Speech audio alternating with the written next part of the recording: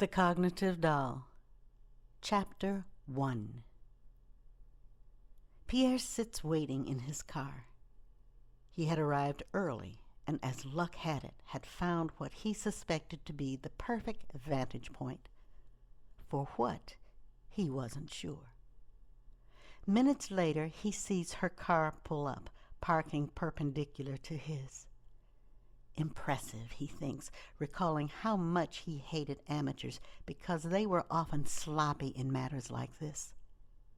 But she is methodical. Always on time, he could sense her patience, a woman on a mission, taking the time to ensure that she got it right. Moments before, the rain had come down hard, and the street was not nearly as packed with tourists as it might have been. He continues to sit, watching. The dark tinted windows have provided him with an additional layer of privacy, making it more difficult for anyone to see inside. He waits, observing.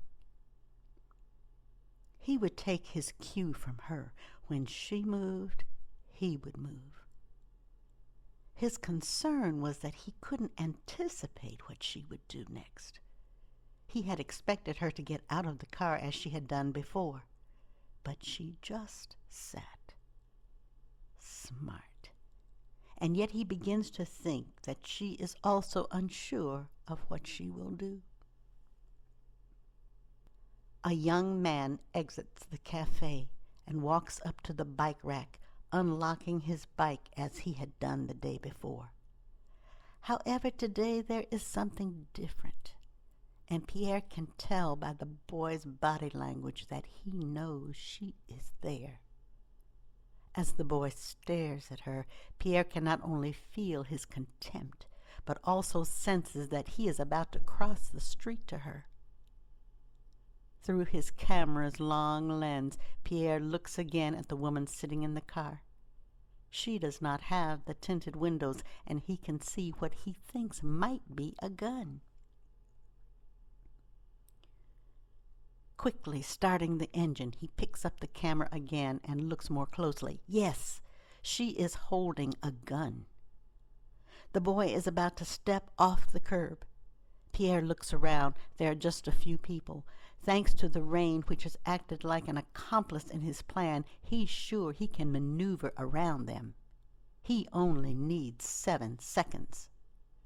Revving the engine, he silently counts 1, 2, 3, 4, 5. Now placing the car in drive, he sharply turns the corner.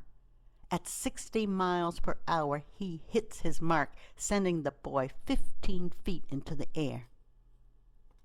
Unmoved by the screams of innocent people trying to understand what had just happened, he speeds off, leaving the smell of burning rubber and a lifeless body behind. Although he couldn't have predicted how it would all end, he had been prepared, ready to play his part in this unwritten script. He had considered several scenarios, pre-checking various escape routes to avoid traffic lights in the area. Now driving the stolen car about 6 blocks, he would backtrack and cross different side streets before stopping to reflect on what had finally taken place. After all the waiting, it had ultimately happened fast, and he hadn't had time to analyze the results. He knew he had hit his mark, but it appears that another car may have also been involved. He hadn't expected that. Now, confident that he was a safe distance from the messy scene, he exits the vehicle and calmly walks away.